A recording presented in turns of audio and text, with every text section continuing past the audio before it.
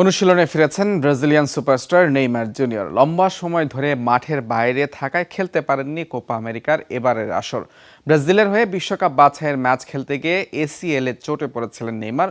সবকিছু ঠিক থাকলে দ্রুতই যোগ দিবেন আল হিলালের অনুশীলনে। ইনজুরি ও নেইমারের সখ্যতা বেশ পুরনো। বেশ কয়েকবার গিয়েছেন সার্জনের ছুরি কাচির নিচে। গেল বছরের অক্টোবর থেকে আরও একবার লম্বা সময়ের জন্য খেলার বাইরে ছিটকে যান তিনি। এখনও পুরোপুরি সেরে ওঠেননি, খেলতে পারেননি সর্বশেষ কোপা আমেরিকাও। ব্রাজিলও বিদায় নিয়েছিল কোয়ার্টার ফাইনালে হেরে।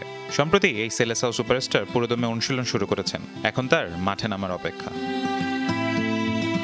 ব্রাজিলের হয়ে বিশ্বকাপ বাছাইয়ের ম্যাচ খেলতে গিয়ে এসিএল এর চোটে পড়েছিলেন নেইমার। 9 মাস ছিলেন মাঠের বাইরে।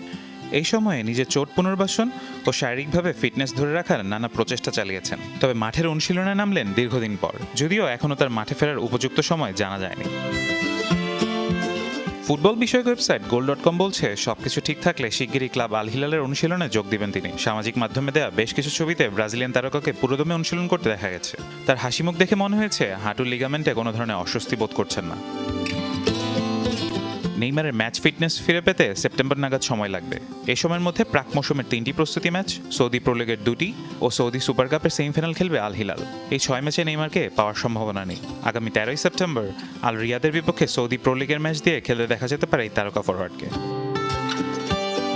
এর আগে 2023 সালে গ্রীষ্মকালীন দলবদলে পিএসজি ছেড়ে আল হিলালে যোগ দেন নেইমার। তবে সৌদি ক্লাবটির হয়ে নেইমার জাদু দেখাতে পারেননি। মাত্র কয়েক ম্যাচ খেলার পরই তিনি লম্বা সময়ের জন্য মাঠের বাইরে চলে যান। তবে দলটির শিরোপা উৎসব এবং কোপায় ব্রাজিলের শুরুর ম্যাচগুলিতে তাকে গ্যালারিতে উপস্থিত থাকতে দেখা গেছে, যেখানে সতীর্থদের সাহস ও প্রেরণা জুগিয়েছেন নেইমার। ফারহান ইসান, যমুনা স্পোর্টস।